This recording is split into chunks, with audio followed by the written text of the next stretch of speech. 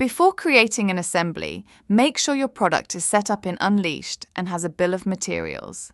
If you don't have a bill of material, you can still create a custom assembly.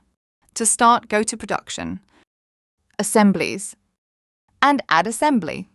Enter the product code or description for the item you want to assemble. Once selected, you'll see the Can Assemble Quantity field.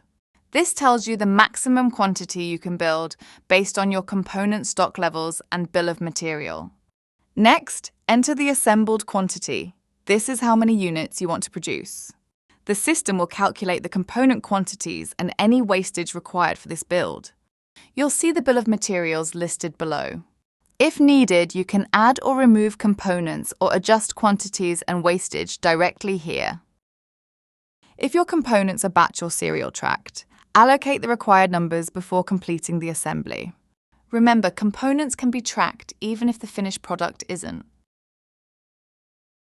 If you have additional costs, such as third-party manufacturing, add these under supplier costs. Include the supplier name, cost, and any references. This ensures accurate landed cost for your finished product. When you're ready, click Complete. Completing the assembly updates your stock. The finished product increases and the components decrease. While the assembly is parked, components are allocated and unavailable for sale. To monitor assemblies, use the Production Inquiry Report or check the product record under the References tab. And that's it! Thanks for watching.